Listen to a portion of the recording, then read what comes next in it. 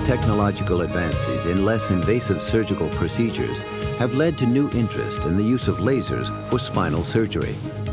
Now, for the first time, Trimedyne's OmniPulse holmium laser provides orthopedic and neurosurgeons with the opportunity to perform percutaneous disc decompression faster and easier with reduced trauma and fewer complications. Dr. Richard Richley, clinical instructor at the University of California, San Diego, has performed more than 60 percutaneous laser disc decompressions using the holmium laser. As a member of the laser committee at our hospital, I've reviewed all the wavelengths and found that the only one that I felt was safe and appropriate for orthopedic application was the holmium wavelength. Holmium, element number 67 on the periodic chart, is a trivalent metallic element of the rare earth group. Its wavelength, at 2.1 microns, is highly absorbed in water, the primary component of most tissue. Of all the practical infrared lasers available with effective delivery systems, the holmium wavelength has the highest absorption in water, making it the most precise wavelength for laser disc decompression and offering the most benefits. Since both the ND-YAG and the KTP lasers have low absorption in water and deep disc tissue penetration, these wavelengths may be considered inappropriate for disc decompression. It's not going to be absorbed deeper than your application, and you don't have to worry about deep tissue damage. It's also a pulsed laser so that there's much less heat, much less charring, and charring is a concern, especially in joints where we see a reaction to a lot of charring. The OmniPulse holmium laser is considered cold because its heat dissipates quickly. Tissues struck with the beam relax in 1/7 of a second, 800 times longer than the beam's pulse duration. This allows ablation of tissue faster and more precisely than with other fiber optic lasers. To illustrate the simplicity and precision of percutaneous holmium laser disc decompression with the OmniPulse holmium laser, Dr. Richley performs the procedure on a patient with left leg sciatica and a positive MRI scan at the L4, L5 level. I do the patient in a decubitus position on their side on a mechanical table that I can control the position of their spine. It's very important in getting good placement of the laser needle. Once the patient is positioned, either prone or decubitus, and draped, Dr. Richley uses the C-arm to locate the level of the herniated lumbar disc and marks the skin. He then measures and marks 8 centimeters from the midline on the patient's symptomatic side. Generally, the angle of introduction is about 35 to 45 degrees. The skin is anesthetized and a small incision is made. Dr. Richley anesthetizes to the deeper level of the annulus with a blunted needle.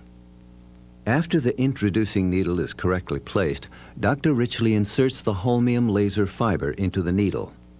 The small diameters of Trimedyne straight fire and side fire laser needles allow surgeons to ablate nucleotic material with minimal trauma. In this case, the laser parameters are set at 1.3 joules per pulse and 10 pulses per second. Dr. Richley will continue to lase until he has delivered 1,200 to 2,000 joules of energy in the disc space. To accomplish safe and effective ablation, Trimedyne offers surgeons 2 types of laser needles, the straight fire and the side fire. This is a straight metal fiber, the tip of which fires straight ahead. So if this is put into a disc, it'll fire straight ahead and create a defect in that path. The side fire laser needle is another example of Trimedyne's ability to develop innovative delivery systems.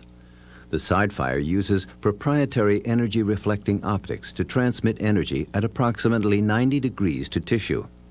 This allows the surgeon to easily achieve vaporization in the region of herniation. Now, if we put that into the disc space and rotate it 360 degrees, we can then get a circular defect in that disc removal. It'll make the removal of our material much more convenient and complete. During the entire procedure, the patient feels no heat, no pain, and no discomfort.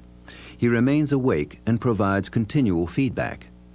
Dr. Richard Smith, an orthopedic surgeon in Orlando, Florida, reports that one of the most dramatic aspects of this procedure is that patients often tell him that their leg pains are gone while they are still on the operating table. The two main things we're doing are decompressing the pressure in that degenerative disc and also shrinking the disc and shrinking the annulus, the ligament around the disc, to try to get the pressure off his nerves. There's pain in the disc space from disc pressure, and there's pain on the nerve from direct pressure. And we're trying to treat both those. If visualization is desired during the procedure, a spinal endoscope may be introduced intermittently to observe the area of ablated nucleotic tissue. The entire procedure, including needle placement, is often completed in less than 30 minutes.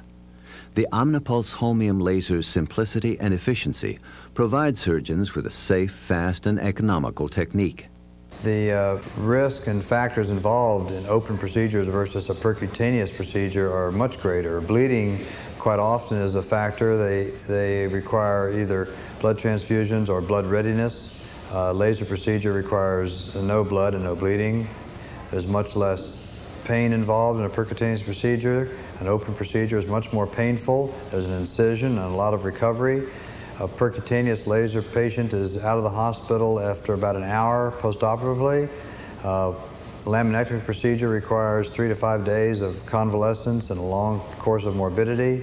A percutaneous patient can leave the hospital that same day, go back to work, or resume their activities the following day.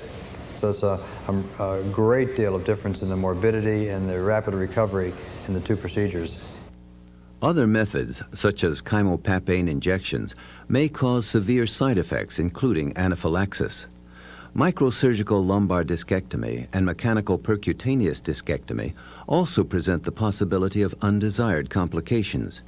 Each requires a larger incision, longer procedural time, and extended recovery time, which often involve greater costs to both the doctor and patient. For the patient with a contained herniated disc and clinical disc syndrome of back and leg pain with a positive MRI or myelogram, holmium laser-assisted disc decompression has been shown to be effective in more than 90% of the cases performed. For patients with special circumstances who are unable to accept general anesthesia or blood transfusions or have other limiting conditions, laser disc decompression is a viable new alternative. One exciting patient who brings out this laser indication is a patient of mine who was going to have open spine surgery and was found to have a severe heart defect and had severe back pain and could not ambulate or recover from his heart surgery. We went on to do a laser procedure on him. He had complete immediate recovery of his back and leg pain, could have his open heart surgery and his open heart rehabilitation immediately. That was very encouraging. As technology in this field continues to develop, new and expanded procedures for spinal surgery will be possible.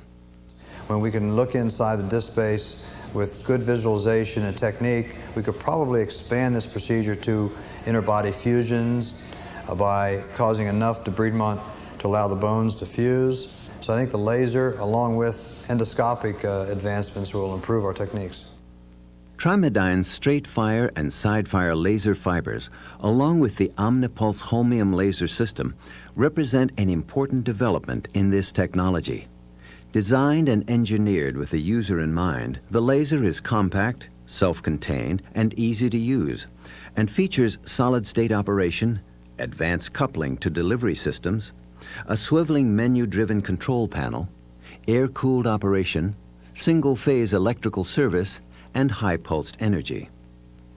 Cleared for use in orthopedics, discectomy, peripheral vascular surgery, and general surgery, with other clearances pending, Trimedyne's OmniPulse holmium laser offers value and versatility. And because technology continues to develop, Trimedyne guarantees laser trade-ins and upgrades under its exclusive non-obsolescence policy. Percutaneous holmium laser disc decompression with Trimedyne's side-fire and straight-fire laser needles offers surgeons the least invasive, simplest, and most cost-effective technique for treatment of herniated discs. Faster procedure, faster recuperation, simple technique, local anesthetic, little or no pain, and less risk of complications, infections, abnormal bleeding, or recurrence. For the surgeons that are going to begin this procedure, I can tell you that the procedure technically is quite easy. It's very simple to learn. The physiology of laser application is very simple to learn. I think that it provides a great new forefront of medicine for patients with back pain.